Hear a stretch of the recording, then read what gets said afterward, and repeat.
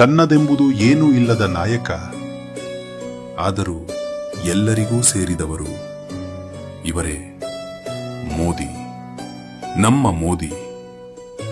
ಇವರಿಗೆ ವೈಭವದ ಅರಮನೆಗಳಿಲ್ಲ, ಖಾಸಗಿ ವಿಮಾನಗಳಿಲ್ಲ, ಬಾಗಿಲಲ್ಲಿ ಕಾಯುವ ಐಷಾರಾಮಿ ಕಾರುಗಳಿಲ್ಲ, ಕೋಟಿ ಕೋಟಿ ಬ್ಯಾಂಕ್ ಬ್ಯಾಲೆನ್ಸ್ ಇಲ್ಲ, ಗುಪ್ತ ಆಸ್ತಿ ಪಾಸ್ತಿ ಇಲ್ಲ, ಆಪತ್ಕಾಲದ ರಕ್ಷಣೆಗಾಗಿ ಬಚ್ಚಿಟ್ಟ ಬಂಗಾರವೂ ಇಲ್ಲ.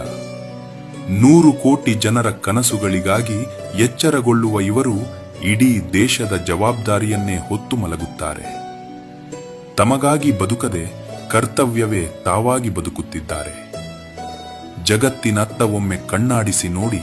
ಪ್ರಮುಖ ನಾಯಕರು, ಪ್ರಭಾವಿ ಶಕ್ತಿಗಳು, ಐಷಾರಾಮಿ ಸೌಧಗಳು, ಬೃಹತ್ ಉದ್ಯಮ ಸಾಮ್ರಾಜ್ಯಗಳು, ಕೋಟಿ ಕೋಟಿ ಹಣದಲ್ಲಿ ಹೆಸರು ಮಾಡಿದವರು, ಸಂಪತ್ತಿನಿಂದ ಅಳೆಯಲ್ಪಡುವ ನಾಯಕತ್ವ, ಹಣದಿಂದ ಲೆಕ್ಕ ಹಾಕುವ ಯಶಸ್ಸು, ಆಸ್ತಿಗೆ ಕಟ್ಟು ಬಿದ್ದ ಅಧಿಕಾರ.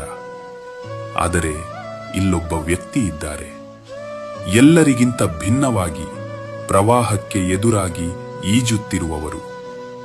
ಜಗತ್ತು ಇನ್ನಷ್ಟು ಗಳಿಸಲು ಓಡುತ್ತಿದ್ದರೆ ಇವರು ಕಡಿಮೆ ಹೊಂದುವುದನ್ನೇ ಆರಿಸಿಕೊಂಡರು. ಇತರರು ಆಸ್ತಿ ಪಾಸ್ತಿಗಳನ್ನು ಕಟ್ಟುಕೊಳ್ಳುತ್ತಿದ್ದರೆ ಇವರು ತಮಗಿದ್ದ ಭೂಮಿಯನ್ನು ದಾನ ಮಾಡಿಬಿಟ್ಟರು. ಬೇರೆಡೆಯ ನಾಯಕತ್ವವು ಮೊದಲು ನಾನು, ನಂತರ ದೇಶ ಎಂದರೆ ಇವರು ಶಾಂತವಾಗಿ ದೃಢವಾಗಿ ಪಠಿಸುವುದು ಒಂದೇ ಮಾತು: ದೇಶವೇ ಮೊದಲು, ಎಂದೆಂದಿಗೂ ದೇಶವೇ ಮೊದಲು. ಕಾಪಾಡಿಕೊಳ್ಳಲು ಯಾವುದೇ ವಂಶ ಪಾರಂಪರ್ಯ ಆಸ್ತಿ ಇಲ್ಲ, ಭವಿಷ್ಯಕ್ಕಾಗಿ ಭದ್ರಪಡಿಸಿಕೊಳ್ಳಬೇಕಾದ ಸಂಪತ್ತಿಲ್ಲ. ಅದಕ್ಕೆ ಇವರ ಪ್ರತಿಯೊಂದು ನಿರ್ಧಾರವೂ ಮುಕ್ತ, ಭಯದಿಂದ ಮುಕ್ತ, ಸ್ವಾರ್ಥ ಆಸೆಯಿಂದ ಮುಕ್ತ. ದೇಶ ನೋವಿನಲ್ಲಿದ್ದಾಗ ಇವರೂ ಮೌನವಾಗಿ ನರಳುತ್ತಾರೆ.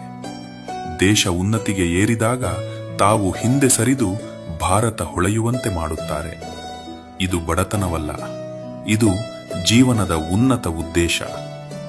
ಇದು ಪ್ರದರ್ಶನಕ್ಕಾಗಿ ಮಾಡುವ ತ್ಯಾಗವಲ್ಲ, ಇದು ಮನಸಾರೆ ಆರಿಸಿಕೊಂಡ ಪ್ರತಿದಿನದ ಬದುಕು. ಆಳಲು ಬಂದ ನಾಯಕನಲ್ಲ ಇವರು, ಸೇವೆ ಮಾಡಲು ಬಂದವರು. ತನ್ನದೆಂಬುದು ಏನೂ ಇಲ್ಲದ ನಾಯಕ, ಆದರೂ 140 ಕೋಟಿ ಜನರ ಹೃದಯಗಳಲ್ಲಿ ನೆಲೆಸಿದವರು.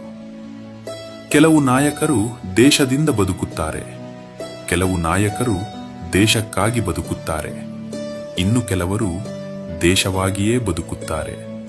ಅದಕ್ಕಾಗಿಯೇ ಅವರನ್ನು ಸಂತ ಎನ್ನುತ್ತಾರೆ.